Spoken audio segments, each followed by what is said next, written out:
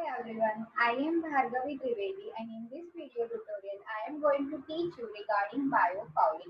So in this video tutorial I will be covering the concept of the biofouling, what is the impact of the biofouling and what are the measures to prevent it. This is the part of paper BT 302 303 Marine Biotechnology Unit 4 Commercial Potential Semester 5. Now please remember that we are dealing with the marine biotechnology paper. So whatever the concept of biofouling is regarding the marine, by taking care or regarding ocean and the other fresh water and the marine water environment. Okay. So let's get started. Now first understand the terminology. What is biofouling? So there are two words in it. One is bios and the another one is fouling. Now students often get confused with the word fouling means the odor or the smell, but it is not so. Fouling actually means that it is the clogging. Okay, we can say clog. The same clog, when you sometimes face in the sink at your house, the sink gets clogged, or whenever you are doing experiment in the laboratory, in the chemistry laboratory or anywhere, the sink gets clogged. So that clogging is sometimes referred to as fouling. Okay, now this clogging is because of many reasons. But right now we are learning the clogging that is happening because of the bios, that means the living form. Okay, that's why it is termed as biofouling. Okay, so how you are going to define it? So the clogging that is because of the accumulation of microorganisms. Why we have used the word microorganism? Because we have used over here the word is bios, that means something that is living. Okay, bios means life. Microorganisms. Now microorganisms, it can be plants, it can be algae, or it can be animals. You know that the aquatic environment has fauna and flora. Okay, that's why we say animals, fauna. Okay, or any wetted surface. Here the keyword is wetted.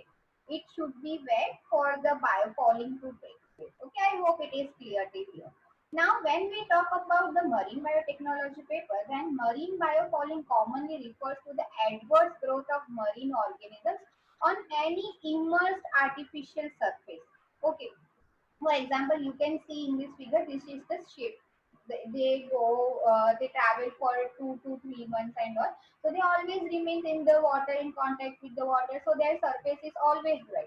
Okay, so there is the microorganisms, they are going to attack over there. Okay, and they are going to pump in like over there. Okay, or it can be ship hulls, as I said, jetty pilings, navigational instruments, aquaculture net cages, and seawater intaking pipes. Okay, we will see it one by one in detail. Now let's see that what is the main drawback, because sorry, what are the impacts of this biofouling? Why we have to worry so much about the biofouling when it comes to the marine biotechnology? Okay, because the one thing that we have seen is regarding the cage problem. In the last slide we have seen. Okay, so as you can see, those marine cages, they have the accumulation of this aquatic organisms. Now what happens, the water cannot move to and fro. If you have not watched the video of the methods of the fish farming, I request you to please go and watch that video so that you can have the better understanding of this topic. Okay, because of this cage, now the water cannot flow and it may lead to the fish health problems. It may lead to the reduction of the water quality in which the fish are growing. It can lead to the restriction of water exchange across the net. Okay. Now, when we come with, when we discuss regarding the economic purpose, okay, you know that we have the water transport also. So what happens, the ship slows down. Okay, why? Because as you have seen over the in this slide, that there is a deposition of this marine organisms that is taking place on the base of the ship. So what happens, that the ship load has been increased. Okay, they are also going to contribute the some load. Okay, because of that the fuel consumption increases, because now the ship has to use more power for moving forward. Okay, that's why we say that the fuel consumption increases. Next is you increase use of manpower, increase use of fuel, increase cost for the shipping.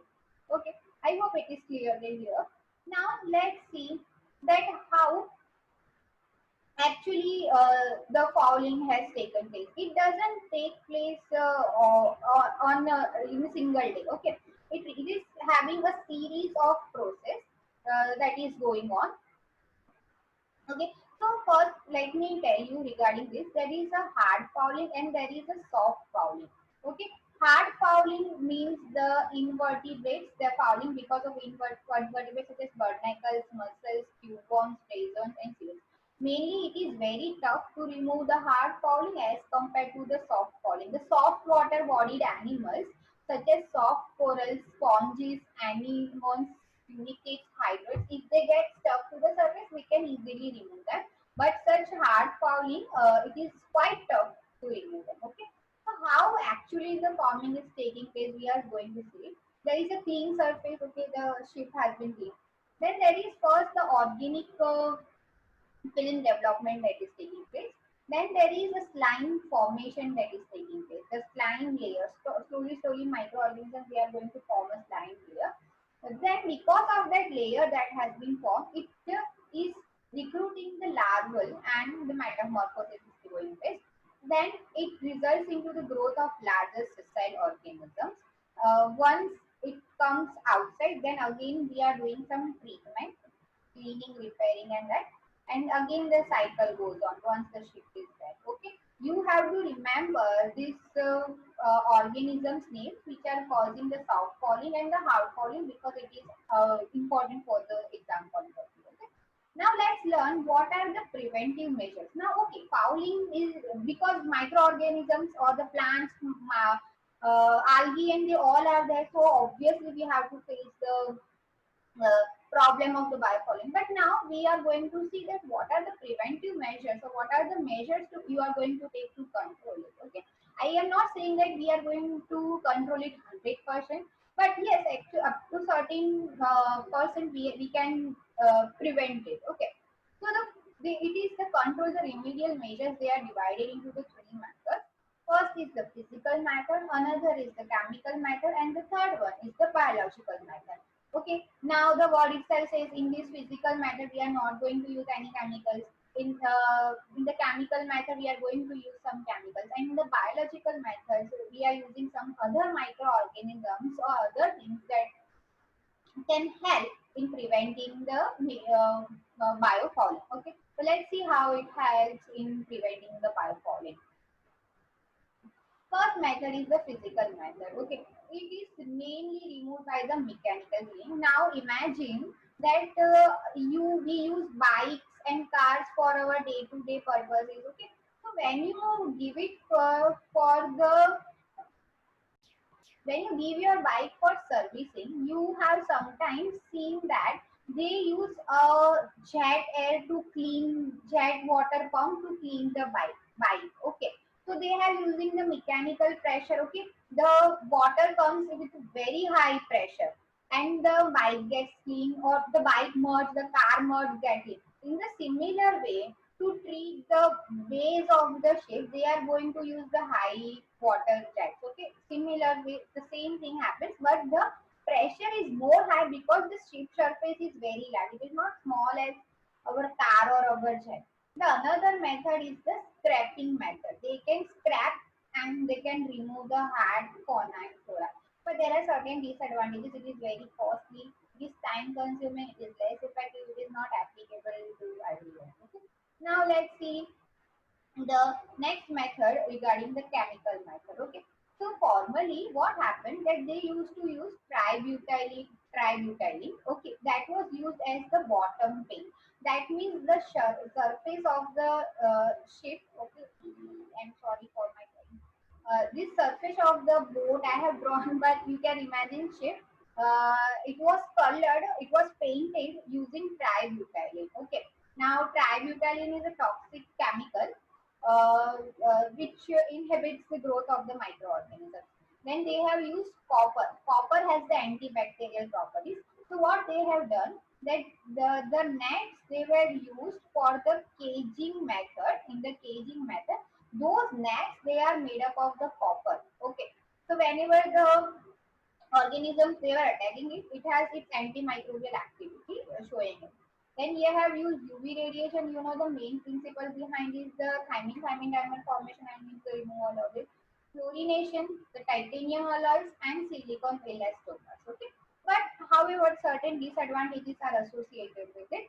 As I said regarding the TBT, so as promoted the International Marine Organism, the organization, they had called it for the ban because uh, the application is highly toxic to the marine environment. It is over there, and apart from it, they are not organism specific. Okay, the specificity and selectivity is not there. They are going to kill any microorganisms, whether they are biofouling or whether they are not biofouling. They are going to kill it. Okay, so they have banned the use of uh, tributylene for the paint. Okay, the next method is the biological method over here. So now, see, they are not using the entire microorganism itself, but what they have done now, uh, they have extracted some natural anti-fouling agents, okay, that inhibits the growth of fouling organisms. Here the organism spelling is wrong, I'm sorry for that. So it has been isolated from bacteria, it is isolated from marine algae, Pischia, sponges, coelentrates, holothurids, acidians and all. Okay. So they have found out that this type of organisms they release certain chemicals or they have certain chemicals they can act as a natural antifouling agent. Okay. For example, uh, diterpenes. Okay, it was isolated from a brown seaweed, Canistrocarpus cerevisiconis, and it is acting as an antifoulant metabolite. Please remember this name. Again, diterpene, it is also an antifouling agent. It is isolated. It is extracted from Brazilian brown algae, Dictata fafici. Okay, I know the names sound quite crazy, but you have to remember it. And Vibrio biofilm formation is inhibited by marine actinomyces. Okay. So as such, they are not using the entire microorganisms, but they are extracting out the compounds they are synthesizing. And please remember those names. That's all for this slide. And if you have more questions, please email me your questions on my mail ID bhargavitrivedi.ljs@lgncu.edu.in. Thanks for watching. Thank you. Bye for now.